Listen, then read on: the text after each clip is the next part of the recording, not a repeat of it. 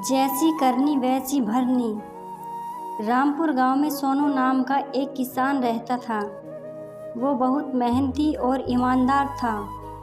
पूरे गांव में उसकी सब्जी सबसे अच्छी, स्वादिष्ट और सेहतमंद होती थी। उसकी फसल की कीमत गांव के अन्य किसानों से अधिक मिलती थी, इसलिए गांव के लोग तथा व्यापारियों में उसका बहुत सम्मान था।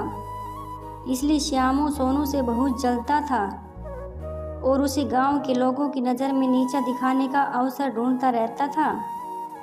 एक दिन सोनू परेशान होकर सुबह सुबह गांव के मुखिया जी के पास गया और उसने बताया कि सोनू और श्यामू के खेत एक दूसरे के बगल में ही है और श्यामू ने जानबूझकर मेड़ काट दी थी, जिसे श्यामू का खेत का सारा पानी सोनू के खेत में भर गया है। यह बात सुनकर मुखिया जी ने सोनू को पंचायत बुलाकर मामला रफा दफा करने का सुझाव दिया। सोनू तैयार हो गया। अगले दिन पंचायत बुलाई गई और मुखिया जी ने श्यामू से सोनू के खेत में पानी भरने का कारण पूछा।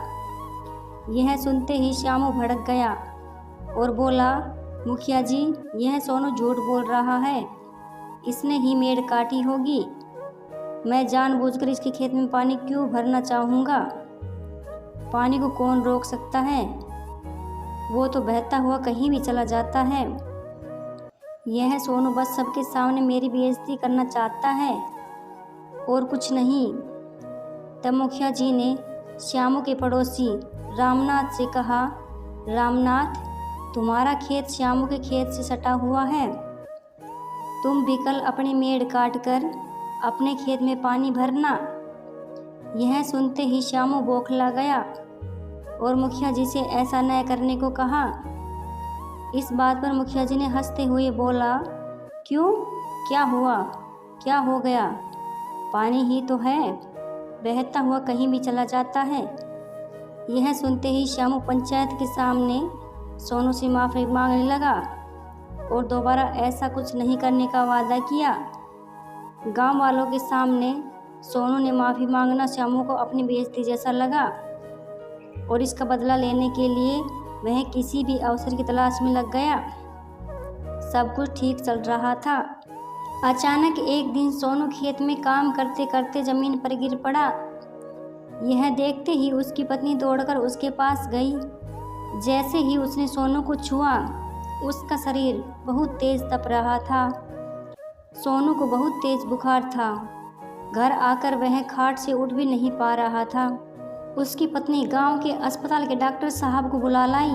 डॉक्टर साहब ने दवाइयाँ दी और सोनू को 10 दिन तक पूरी तरह आराम करने का परामर्श दिया और बताया, यह ऐसा बुखार है जो शरीर को तोड़ देता है, इसलिए बिस्तर से बहुत ज़रूरी काम से ही उठना। जितना आराम करोगे उतना ही ठीक हो पाओगे।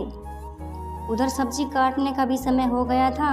यही सोचकर सोनू खेत जाने की सोचता है, लेकिन बिस्तर से उठ नहीं पा रहा था। हार मानकर बिस्तर पर ही पड़ा रहता है। अगले दिन व्यापारी गांव में आता है। उसे आते हुए श्यामू देख लेता है और उससे बात करने के लिए रोकता है। श्यामू उससे अपनी फसल खरीदने का आग्रह करता है, लेकिन व्यापारी मना कर देता है और श्यामू से कहता है, इस पूरे गांव में सोनू की सब्जियां सबसे अच्छी होती हैं। बाजार में 3 गुने दाम पर बिक जाती हैं। तुम्हारी सब्जी तो आधे दाम पर भी नहीं बिकती। यह कहकर व्यापारी सोनू के घर चला गया। सोनू से सब्जियों की तैयारी के बारे में पूछता है। सोनू बुखार की वजह से बोल नहीं पा रहा था। उसकी पत्नी व्यापारी से उसकी बीमारी के बारे में बताती है। व्यापारी भी बहुत मजबूर होता है। उसे सब्जियों की सख्त ज़रूरत होती है। वह सोनू से कहता है, सोनू, तुम अपनी सेहत का ध्यान रखो, मैं सब्जी किसी और से खरीद लूँगा। सेहत है तो सब कुछ है। इतना कहकर व्यापारी श्यामू के पास जाकर बोलता है, तुम सुबह अपनी सब्जियां बेचने के लिए कह रहे थे, चलो मैं तुम्हारी सब्जी दोगुने दाम पर लेने के लिए तैयार हूँ। यह सुनते ही श्यामू आंखें चमकाकर बोला, क्या हो गया भाई? तुम तो सुबह बस सोनू की सब्जी खरीदने के लिए बात कर रहे थे, अब क्या हुआ? परेशान व्यापारी सोनू की बीमारी के बारे में बताता है। यह सुनते ही श्यामू की आंखें चमक उठती है। व्यापारी से कहता है, भाई तू परेशान ना हो, मैं तुम्हें अपनी सारी सब्जियां बेच दूंगा। भला मेरे रहते हुए तुम्हारा नुकसान कैसे हो सकता है। व्यापारी श्यामू की सारी सब्जियां दोगुने दाम पर खरीद लेता है। श्यामू की खुशी का ठिकाना नहीं था। मन ही मन सोचता है, अच्छा है सोनू की तबीयत खराब है, भगवान करे उसकी तबीयत हमेशा खराब रहे। 10 दिन बाद सोनू को थोड़ा अच्छा महसूस होता है।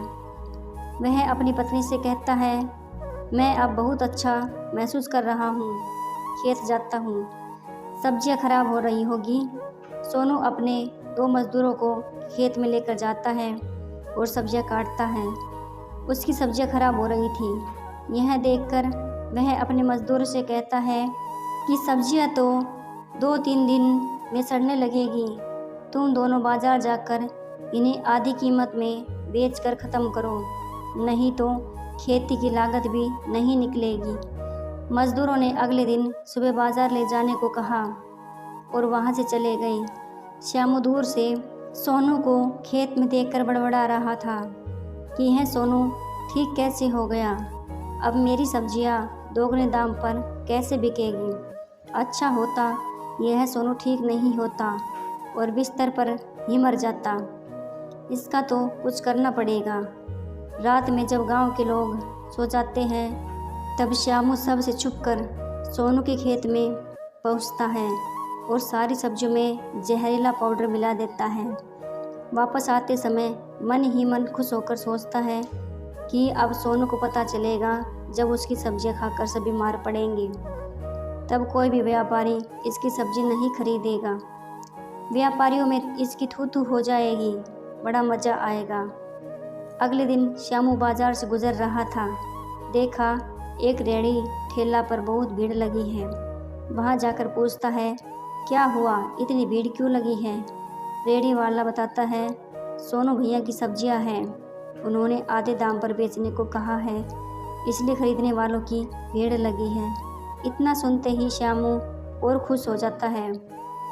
मन ही मन सोचता है, यह तो और अच्छा हुआ जब गांव के लोगों को पता चलेगा कि यह सब्जियां सोनू की थी, जिसे खाकर सभी लोग बीमार हो गए। सोनू की बहुत बेइज्जती होगी और पंचायत में कि मेरी बेइज्जती का मतलब भी पूरा हो जाएगा। बीमार पड़ने दो, कौन सा मेरे घर सब्जियां जाएगी, मेरे घर तो मेरे खेत की सब्जियां ही पकती हैं। उसकी खुशी का ठिकाना नहीं था। झूमते झूमते खुशी खुशी घर की तरफ चला गया। अगले दिन सुबह श्यामू और उसके कुछ मित्र खेत में थे। तभी एक बच्चा दौड़ा दौड़ा आया और अपने पिताजी से बोला, पिताजी जल्दी चलिए, छोटे भाई की तबीयत बहुत ख़राब है, सुबह से उल्टियाँ कर रहा है और तेज़ बुखार भी है। इतना सुनते ही वह घर की तरफ भागा। उसके साथ श्यामू भी गांव की तरफ जाने लगा। तभी रास्ते में श्यामू की मुलाकात मुखिया जी से होती है। मुखिया जी बहुत परेशान लग रहे थे। श्यामू ने उनकी परेशानी का कारण पूछा। उन्होंने बताया, गांव के सभी लोग अचानक से बीमार पड़ रहे हैं। इतना सुनते ही श्यामू तपाक से बोला, ऐसा क्या खा लिए सब लोग। उन्होंने बताया, कल बाजार में आधे दाम पर सब्जियां बिक रही थी, लगता है वही खाकर सब बीमार हो गए हैं। तब तुरंत ही श्यामू ने कहा, अरे हाँ, कल तो सोनू की सब्जियां आधे दाम पर बिक रही थी, कहीं ये सोनू की कोई चाल तो नहीं। मुखिया जी, मैं आपसे पहले ही बोला था, सोनू मक्कार है। पहले तो वह सारी सब्जियां व्यापारियों को बेचता था, पता नहीं कितनों की जाने लिया होगा, और अब गांव में भी बेचने लगा। यह सुनते ही मुखिया जी तिलमिला उठे और सोनू की घर की तरफ चल पड़े। श्यामू बहुत खुश था। खुशी खुशी घर पहुंचा तो देखा उसका बेटा ज़मीन पर गिरा हुआ था और उल्टियाँ कर रहा था। तब तक उसकी पत्नी बोली, देखो जी, हमारे बच्चे को क्या हो गया। श्यामू अपनी पत्नी से पूछा, यह रात में क्या खाया था। उसकी पत्नी बोली, भिंडी की सब्जी। खाने की जिद कर रहा था और घर में भिंडी की सब्जी नहीं थी तो बाजार से आधा दाम पर खरीद लाई। वह सब्जी खाकर ये बीमार हो गया है। आधे दाम वाली सब्जी का नाम सुनते ही श्यामू के होश उड़ गए और अपने बच्चे को लेकर दौड़कर गांव के अस्पताल में भागा। डॉक्टर से बोला, जल्दी से मेरे बच्चे का इलाज करिए। डॉक्टर साहब बोले, अस्पताल में कोई बेड खाली नहीं है, गांव के बहुत लोग बीमार हैं, मुझे पता नहीं चल पा रहा है कि इनको क्या हुआ है। आप अपने बच्चे को लेकर किसी दूसरे अस्पताल या शहर ले जाओ, क्योंकि इसकी जांच करानी पड़ेगी। मेरी दवाइयाँ काम नहीं कर पा रही है। जांच होगी तब पता चलेगा क्या कारण है, तभी दवाइयाँ दे पाऊँगा। तुम यहाँ अपना समय नष्ट मत करो, जल्दी से बच्चे को लेकर शहर जाओ। इतने में ही श्याम का बेटा चक्कर खाकर गिर गया और बेहोश हो गया। यह देखते ही श्यामू डॉक्टर साहब से बोला, डॉक्टर साहब, मुझे पता है ये लोग कौन सा जहर खाए हैं। और श्यामू डॉक्टर साहब को जहर का नाम बताया और इसके पीछे की सारी कहानी बताई। डॉक्टर साहब ने श्यामू को बताने के लिए धन्यवाद कहा और सभी मरीजों का इलाज प्रारंभ कर दिया। थोड़ी देर बाद डॉक्टर साहब के साथ पुलिस आई और श्यामू को गिरफ्तार कर ली। तभी सोनू और मुखिया जी वहां पहुंचे और उन्होंने ऐसा करने का कारण पूछा। श्यामू अपने किए पर बहुत शर्मिंदा था। वह सबको बताया, मेरे अंदर सोनू के लिए जलन और बदले की भावना थी। सोनू को नीचे दिखाने के लिए मैंने ऐसा काम किया। मुझे अपनी गलती का एहसास है और मैं जेल जाने के लिए तैयार हूँ। आप सभी मुझे माफ़ कर देना। इतना कहते कहते श्यामू रोने लगा। किसी से नज़रें नहीं मिला पा रहा था। सोनू बोला, तुम्हारी एक गलती से पूरा गांव और तुम्हारा खुद का बेटा घोर संकट में है, जीने मरने की कगार पर हैं। जलन की भावना पहले खुद को जलाती है। अंत में मुखिया जी ने कहा, जो जैसा करता है उसको वैसा ही फल मिलता है। गाइस, अगर वीडियो पसंद आए तो प्लीज़ लाइक, शेयर और सब्सक्राइब ज़रूर करें।